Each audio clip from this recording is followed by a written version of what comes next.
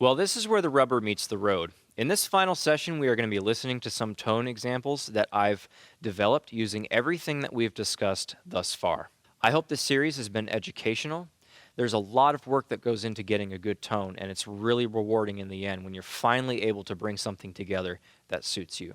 If after watching through this you're still having a hard time, it might actually be time to consider if whether or not what you own is right for you. I have known a few people who have actually picked up guitar and then quit because they didn't like the sound of their beginning amplifier. While the amp plays a big role in getting a good sound, there's actually more to getting a good tone than just the amplifier. Many famous guitarists would not hesitate to give much of the credit of their good sound to their amplifier. This is a very bold statement, and I would tend to agree with it, but there are two other things that we should look at also. So, three components of a good sound are number one, the amplifier, number two, the guitar, and number three, the guitar player. So you could have the most expensive amplifier that money can buy, but plugging in a bad sounding guitar isn't going to do it any justice. Someone could also own the nicest guitar on the block, and if the person doesn't know how to play it, it's not going to do it any justice there either, and so on. In my opinion, the guitar isn't as important as the player or the amplifier, but I think in the end, the player is what is most important. Generally speaking, a good guitarist should be able to plug into about any amplifier and make it sound above average. Now, what I would have you take away from this is, if upgrading your amplifier really isn't an option for you, then what you can do is continue to sharpen your guitar playing skills, so never stop working on that. So now we're going to be listening to a few examples. I'm going to do a clean tone. I'm going to push it a little bit, and I'm going to do kind of a dirty bluesy tone. I'm going to do a rock tone, and then I'm going to push it even harder and do a hard rock or a metal tone. So I'm probably just going to walk you through about two of them and tell you what I'm doing, and then I'm just going to give you some examples of what the other ones would sound like, things that I would dial in for myself. So first I'm going to be dialing in a clean channel, using everything that we've discussed thus far. So remembering my signal path, that's the order that I want to do my adjustments in, I'm going to go from my input to the speaker. I'm going to trace it right along here. So from the input, it's going to go through the channel volume and gain first, then it's going to go through the equalizer, then the effects, and then the master section. Now I've got my master section preset already. I've got my master volume set pretty high with my gain and volume in my channel off. And my presence is preset at 12 o'clock. I want to preset that first. So I'm going to switch to my clean channel here. I'm going to try to get some volume, and I'm going to set it to where it's just, the volume is actually slightly lower than what I want to play at to give myself some headroom for doing some EQ. So the volume is going to go up first. Okay, so then I'm going to bring in some gain.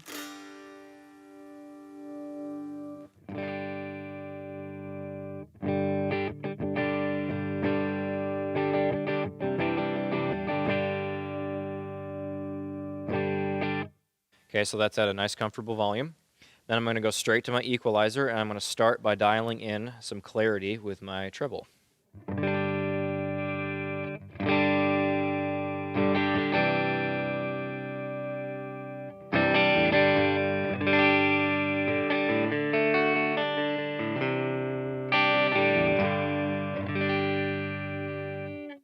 Okay, so that's about good. I don't want to get it too much, otherwise it can start sounding like barky. It's going to start being harsh on the ears. So that's pretty good. If I want, I can actually try a different pickup selector.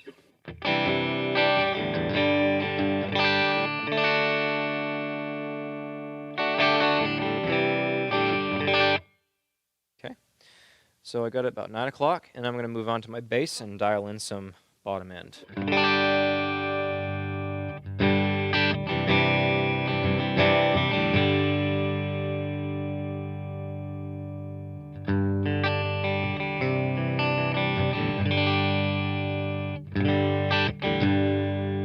Okay, that sounds good. Now some mid-range to fill it in a little bit.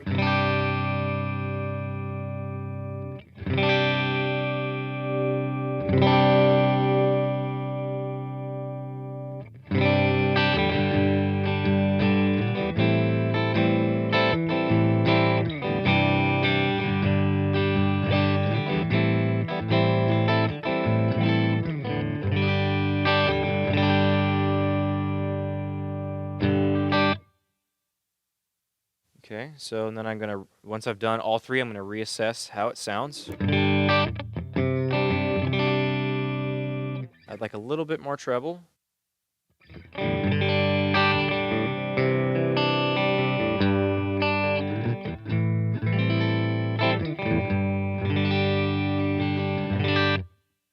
that sounds good. So then, after I'm done EQing, I'm going to go to my effects section. Do I want any effects? And since it's a clean channel, I like to put some things on here. So I'm just going to throw on some reverb.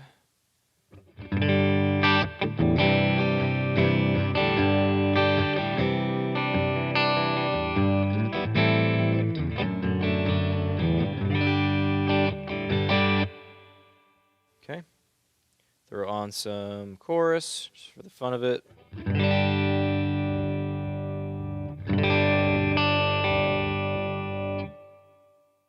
Oops, wrong one.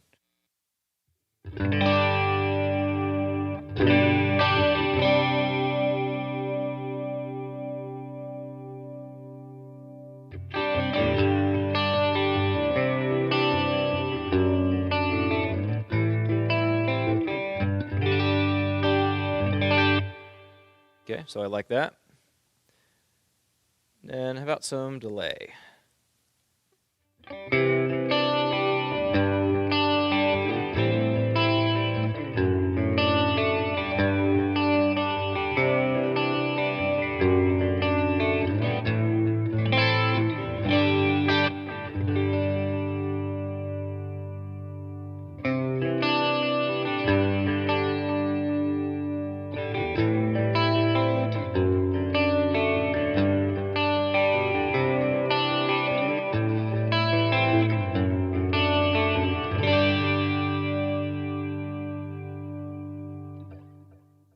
All right, so I can kind of mess around with my presence control and repeat that entire process over again if I wished.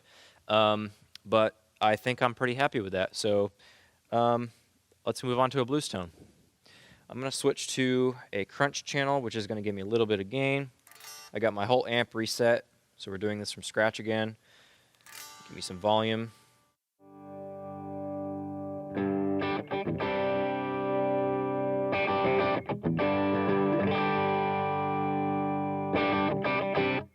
Okay, so that's good.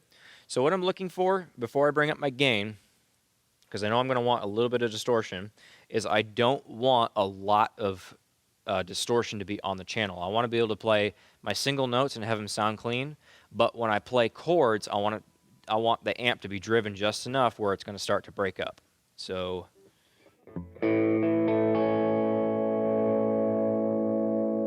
try there.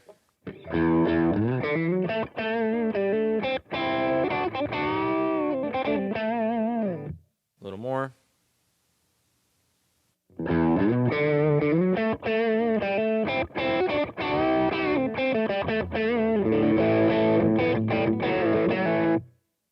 Okay, so that sounds good. I like the dynamic of that. So I'm going to start with some treble with my equalizer.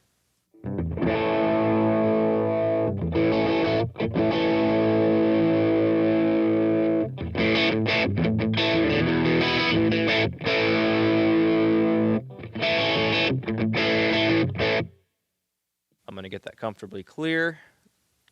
And then I'm going to move on to my bass, add a little bit of bottom end.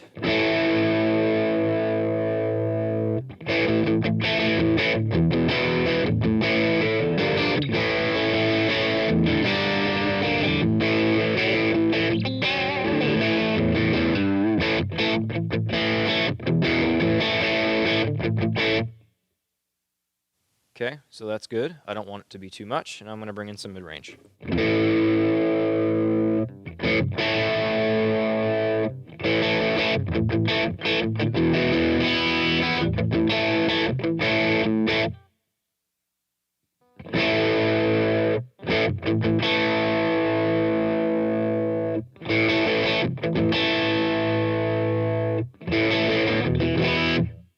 Okay, so I brought it up past where I wanted, just to hear what the mid-range was adding, and then I brought it back down to where I wanted to, where I needed it to, for it to be really warm sounding, and not too thick in the mid-range, because I still want to be as articulate as possible.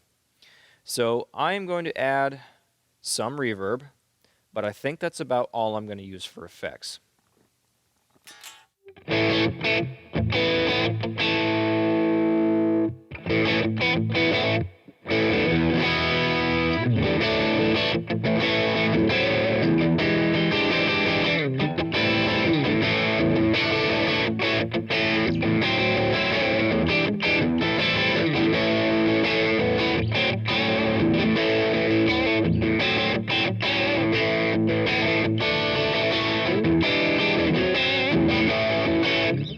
All right, I like that.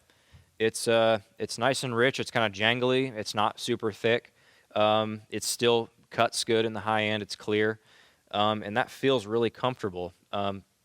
So I'm pretty happy with that. I don't need any effects on that.